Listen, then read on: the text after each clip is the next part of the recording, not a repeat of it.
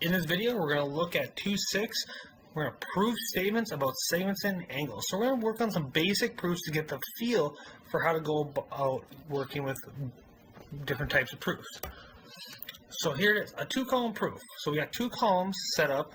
Notice we got statements and reasons. So we're going to write a two-column proof for the example in example 4 on page 107. Don't worry about that. It's the last example, or one of the last examples from the previous video. Okay, so given measure of angle 1 equals measure of angle 3, prove measure of angle EBA equals measure of angle DBC. So if you look at those old notes, you'll notice we did that already, and that's kind of what we're going to do here. We're just going to do it in a proof form. So just like I stated before, when you're working with proofs, you start off with the given statement. So measure of angle 1 is equal to measure of angle 3. And the reason is that's what's given. That's where you start. Then you have, look what they did. So they did it in a little different order. That's not a big deal. So they took the measure of angle EBA is made up of measure of angle 3 plus measure of angle 2. And that is what property? When you take an angle, add an angle, and get another angle, that is your angle addition. Okay? And then look what they did. Now they did it a little different. That's okay. So they have measure of angle 1 equals measure of angle 3. So they took out measure of angle 3 from this step and they replaced it with measure of angle 1 in the next step. So what did they do? They took something out and put something equal in its place. They substituted. Okay? And then we notice that measure of angle 1 plus measure of angle 2 is equal to measure of angle DBC. And because we have an angle plus an angle equals an angle, that means we got, again, the angle addition. And then the last one, because we know what angle 1 plus angle 2 is, okay, that's also represented right here, okay? So we have measure of angle 1 plus measure of angle 2 equals both DBC and EBA. We can take that out and replace it. Or also we can use the transitive property, okay? If EBA equals the first statement, measure of angle 1 plus measure of angle 2, and measure of angle 1 plus measure of angle 2 also equals measure of angle DBC, we could say measure of angle EBA is equal to measure of angle DBC.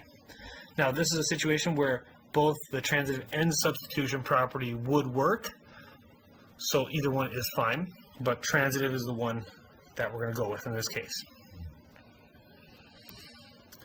Next one. So 4 steps are shown.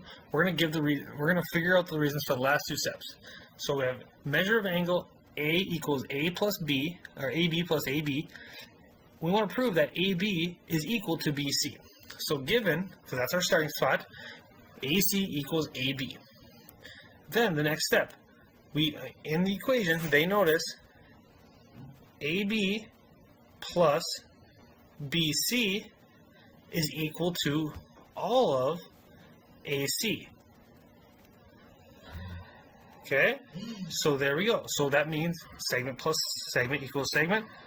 So we have the segment addition property. And then what they do, they took out in one of them,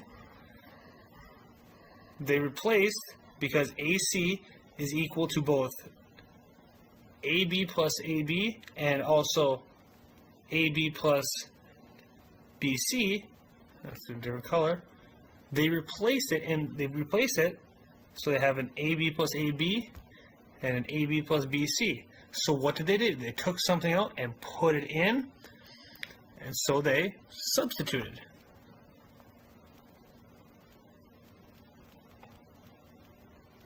They substituted. Okay, substitution. And then from the next step, they have AB plus AB equals AB plus BC. Well, notice they each have at least one AB, so they're actually going to subtract a segment of AB. They're going to take an AB away from both sides, so in that case, they're going to subtract. on both sides. They're going to use a subtraction property. Okay, and there we go. We proved AB is equal to BC. A theorem is a statement that can be proven, and then once it's proven, it can be used in other proofs. So throughout this course, we're not going to look too much at proving all the theorems. It's way too many, but we'll prove some every once in a while just to kind of help maybe see how it works.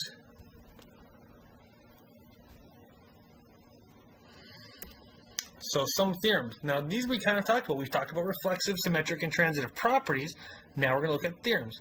So for congruence of segments, the reflexive says AB is congruent to AB. Symmetric, if AB equals CD, or is congruent to CD, then CD is congruent to AB. And then transitive, if AB is congruent to CD and CD is congruent to EF, then AB is congruent to EF. So it's kind of like the transitive property of equality, but now we're talking about congruence.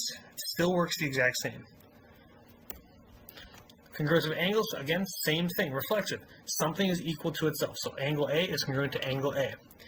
Symmetric, angle A is equal to is congruent to angle B, then angle B is congruent to angle A. And then transitive, if angle A is congruent to angle B and angle B is congruent to angle C, then angle A is congruent to angle C. So again, just like the normal transitive property, if A equals B and B equals C, then AB equals, if A equals B and then B equals C, then A equals C. So name the property shown. So a couple of things to test out. So if R is congruent to T and T is congruent to P, then angle R is congruent to angle P. So if something equals one thing and then another equals another, if A equals B and B equals C, then A equals C. So we have the transitive property. Okay. If NK is congruent to BD, then BD is congruent to NK. So all they did was flip the order of the statement. So that would be symmetric.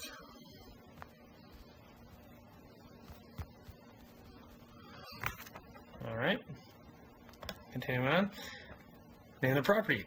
CD is congruent to CD. Well, if something is congruent to itself, that would be reflexive.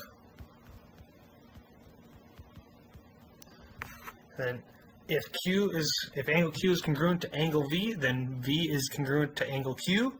Again, flipping the order, that would be symmetric. Okay, now notice I'm not too worried about saying the reflexive property of segments or symmetric property of angles. If you just say reflexive or symmetric or transitive, that is absolutely fine. Now, we're going to work on a proof together. Prove this property of midpoints. If you know that M is the midpoint of AB, prove that AB is 2 times AM and AM is 1/2 of AB. So once you do one part, the next part isn't too hard. So here we go. We start with our given. Always start with your given. So you got your statement and your reason. And you always start with your given. And what is our given? We have M is midpoint. Okay, I'm going to abbreviate here because I don't have a whole lot of room. So if M is the midpoint, well, that tells us that AM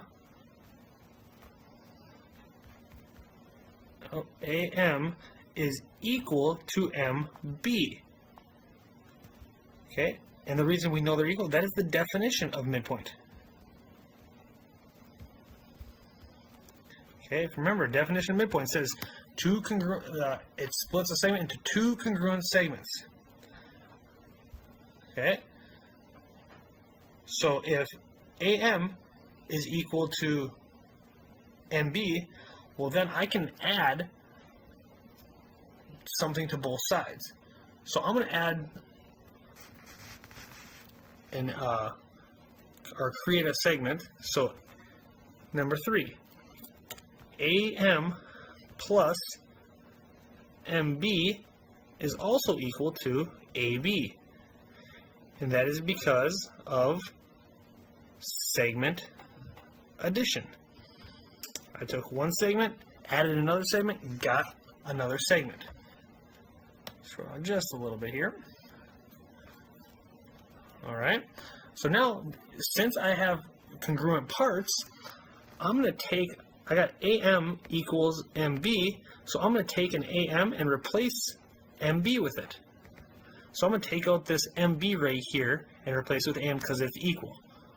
So I'm going to say AM plus AM is equal to AB. And that was just simply substitution. And then next step, I can simplify, so that's all it is. So I get 2 times AM is equal to AB.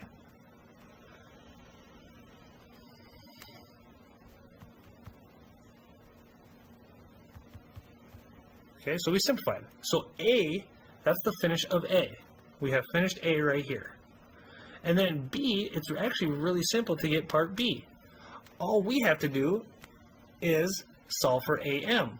So we're going to, all we have to do is divide by 2 or multiply by 1/2, either one. And what we get is AM is equal to 1/2 AB.